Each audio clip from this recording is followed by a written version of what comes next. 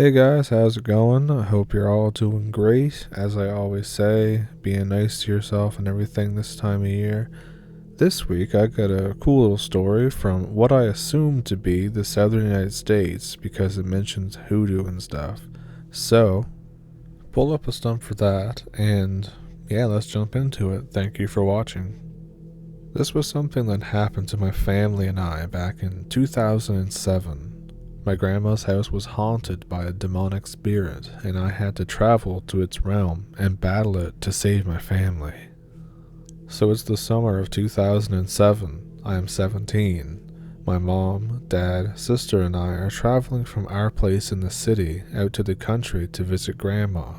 We try to visit her often after Grandpa died of cancer so she isn't so lonely.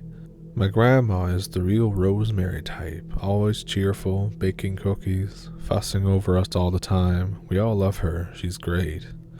We arrive and Grandma is visibly stressed. She tells us things have been happening and she thinks a hostile spirit is in the house with her. Lights flicker and turn on and off, doors slam closed and open. Things disappear and are rearranged in different places.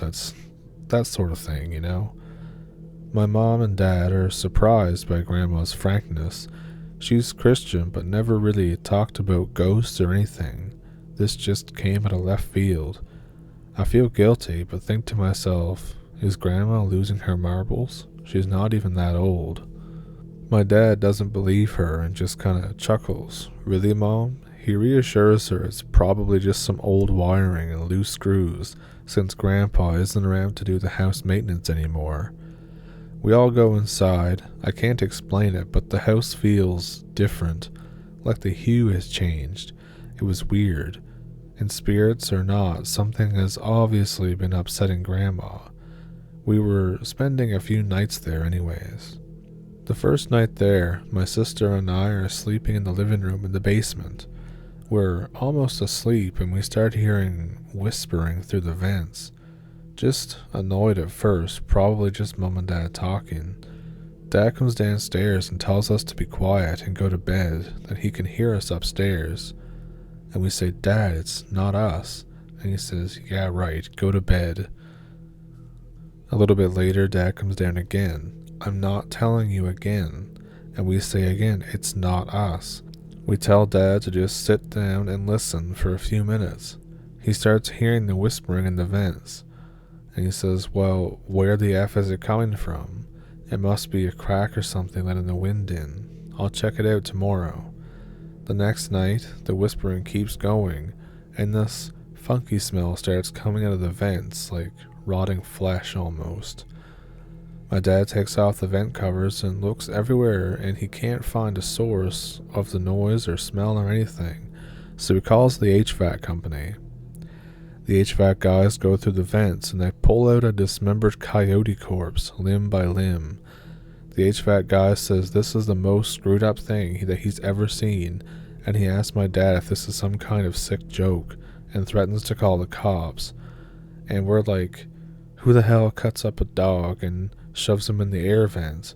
My dad says that he already called 911 and they file a report with the police. On our way back to the city, Mom and Dad are fighting the whole way back. They're both visibly shaken and freaked out. So after this, weeks go by. My mom keeps in touch with Grandma. She says that things are getting stranger. My dad and I head there for Thanksgiving, and this is when things went from bad to worse. I was sleeping in the basement, and I hear a huge thud upstairs, along with glass breaking, and then Grandma shouting, "Stop, please." I get upstairs and hear another voice in my grandma's room, low-pitched, and I can't make out what it said. Dad's already busting through the door. Grandma's on the floor crying. Her dresser looks like it was thrown across the room, and her mirror is shattered. My dad is shouting, "Where the F is he? I heard him in here." He searches everywhere, but no one else is there. Mom calls the police, and they come and search the place. No sign of forced entry anywhere in the house. They say they'll park a car in front to keep an eye for us. Dad is freaking out and has no explanation. He heard someone in the room, and Grandma's dresser is old and made of solid thick wood. There's no way she could have moved it like it was found. Grandma tells Mom and Dad that it was going to kill her, then us too, and keep our souls from going to heaven. Mom is crying at this point and Dad is manic. I've never seen him so pissed off. He wants Grandma to come live with us, but she says it won't matter because it will just follow her wherever she goes. This just aggravates Dad more. He is convinced that somebody is breaking in and screwing around with his mother. Mom, my sister, and Grandma all fall asleep on the couch. Dad patrols the house all night. The police come back the next day, saying that they didn't find anything, but they'll keep regular checkups on the house. So, Christmas comes around. Mom and Dad have been stressed as hell. They want to have a good Christmas for Grandma. We drive out to her place again. We arrive and meet up with Auntie and Uncle Earl and the two cousins and see Grandma. She's pale and thin. She looks like she barely sleeps. She's not the fun, smiling Grandma that I always knew. Things go from bad to terrible. My sister and I, sleeping in the basement again, hear a huge crash coming from the kitchen, like an explosion of glass and metal clanging everywhere. It scares the hell out of me. It shakes the whole house. My sister and I run upstairs as Mom and Dad and Auntie and Uncle come out of their rooms. Everything in the kitchen, all the cupboards, the fridge, pantry, everything was emptied out and stacked in the center of the room in a tower that reached the ceiling.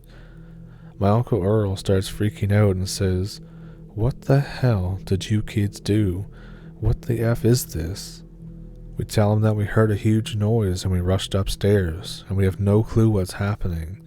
A look of stone-cold terror goes across all the adults' faces. They know there is no way in hell that any of us kids did this. The room goes silent. I can hear the blood flowing in my face, it's so quiet. My aunt faints and my Uncle Earl rushes her to the couch. Mom sprints to Grandma's room to check on her, and she's okay, just really scared. My dad is running around the house in his underwear acting like a lunatic, waving a rolling pin around, screaming, "Get the F out of here. You think you can F with my mother, my family? Show yourself, you effing coward." I'm in such shock that I don't even realize that my sister and the cousins are grabbing my arms so tight that I've lost circulation in my hands. Dad eventually settles down. Mom agrees to take Auntie and Uncle and the kids back to the city.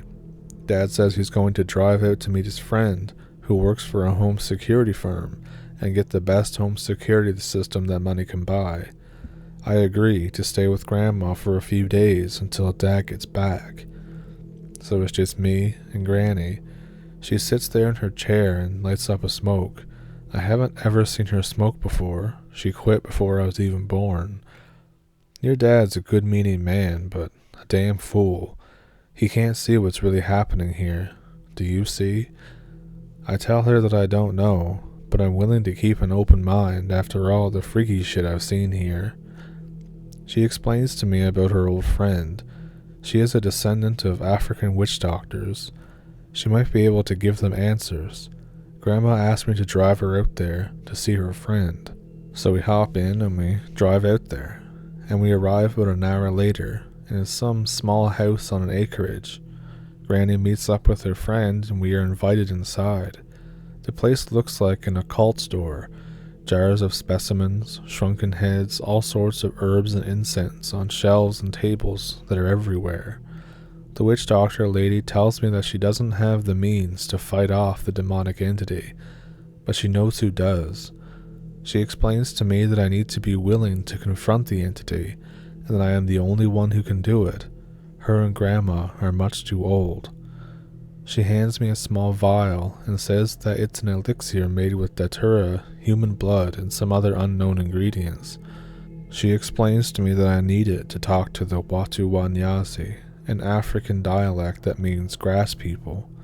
I need to go deep into a forested area, as far as I can get from human activity, but she warns me the grass people will want something in return. Granny has always been there for us, so of course I say I'll do whatever it takes. She gives me directions for a back road that has a trail that leads deep into the bush, where she met the grass people before. She tells me to find the clearing by the pond and drink only half of the elixir and wait. She will return to the house with Grandma. It's a couple-hour drive, but I eventually find the trail. It leads me down to a forested valley, and I find the clearing with the pond. The trees are overhead, filter out the sun rays, and the place looks very calm and artistically pleasing, like a scene from a movie. I sit in the grass and drink half the vial and wait. After a few minutes, I start feeling strange. I hear whispering coming from all around me. What's it doing here? Is it lost? It hears us. Why is its kind here? I start seeing dozens of these little glowing blue eyes all around me, peeking out of the grass, whispering at me, moving closer. It sees us.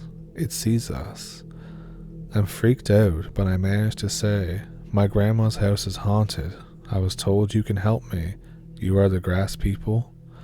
It speaks. It speaks. Make trade. Trade. I manage to stutter out my story in more detail to them. Turn around. Around. I look behind me on the ground is a small glass vial full of a black liquid, and a round piece of glass the size of a stone. Drink is like what let you see us, but stronger. Let you enter the demon's realm. Take crystal, plunge deep, say incantation, bring back to us. Now go. I return to Granny's house for the final showdown. I meet up with Grandma and the shaman lady at the house. I explain to them what happened and what I was told to do. The shaman lady takes me to the basement and says I must perform the ritual alone. I drink the vial the grass people gave me. It hits very fast and strongly. I feel the effects immediately. I'm floating in some weird quasi-fluid surrounded by colored blobs. I look out and I'm still in the basement, but it's like I'm behind a hazy glass, like I'm inside a lava lamp or something. One of the blobs grows a face and begins to laugh at me, saying that I was a fool to come here and that I will be trapped and forced to watch my family die, and then I will die. I tell it to go to hell and stay the F away from my grandma. It comes at me, and I start to scream and fight like hell, but kicking and punching a giant shapeless blob while floating in some weird semi-fluid is very awkward and difficult. I remember what I was told. Plunge it deep. I remember what the grass people said, and I let my defense down so the blob demon can get me. Then, with all my strength, I plunged my fist with the crystal, as deep in it as I could, and said the incantation before it covered my face. It worked, because I felt the crystal get hot as hell like I was holding a burning coal. I know I heard it because it screamed out. Its grip on me starts to loosen. The pain from the crystal makes me scream out as well. There is a huge flash of light. I black out. I come to. I'm in one of the beds back in Grandma's house. She's telling me I did it. The demon is gone, and how proud she is of me. I'm just happy to see her smile again. She hasn't smiled in so long. The crystal is still in my hand, but it's black now. Mom and Dad both arrive. Dad says the new security system will be installed tomorrow. My grandma says she won't need it. She doesn't need to go into detail, but says that the shaman lady and my help were here to clear the house. Mom and Dad look confused as hell, but are just relieved to see Granny smiling, with life in her face again. We all cry together because somehow we just feel that it's over. The house again feels different. The hue has changed, but it's like it's back to normal. There's no flickering lights or freaky noises. The shaman lady reminds me that it's not over for me, that I have to go back. I drive back out to the place in the forest where I first met the grass people. I drank the remaining potion from the shaman lady and placed the now black crystal on the ground in front of me. I've done what you asked. Thank you. This time, only one set of eyes appeared. Don't think. We have price. We will come to you at a time of our choosing to collect. Now, leave here and never return. Your presence is irritating to us. I don't know what this means, but I leave, shaken. Yeah, that was some crazy shit. The shaman lady ended up moving in with Grandma. They are both doing great, and so is the rest of the family. Me? After college, I moved downtown. I lived in an apartment on the top floor. It took me nearly a year to save money and convincing the property manager, but I got triple pane safety glass and a solid steel airtight steel security door installed. The grass people can't get me. Not in here. So, what did you think about that story? I think it was pretty unique myself. I still think it's from the southern United States because of the mention of shamans and hoodoo and all that stuff, which is pretty popular down in like Louisiana area and all that. But yeah, you let me know if you think it's real or you think it's fiction.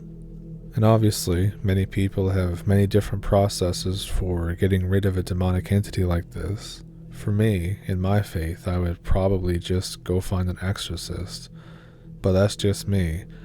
Maybe it was a different kind of spirit, you know? You never really know these days, do you?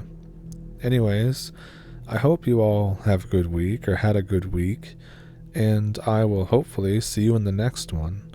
Which, what I'm going to try to do for that is I'm going to make like a longer video where it's like viewer stories. It's going to have some near-death experiences, maybe some UFO encounters from Newfoundland, like I said. I'm going to talk about the whole thing with the northern lights and stuff. I'm going to try to put it all in one video because it would be hard to make a video just on each one by itself. So I'm going to try to combine them into like a big compilation video, and I hope you'll all be here to see it. Now, I'm not sure if that's going to be out this week, well, not this week, next week or the week after, but it will get done. So stay tuned for that and get subscribed if you want to hear more. But anyways, thank you for pulling up a stump. Thank you for watching. And yeah, I'll catch you in the next one.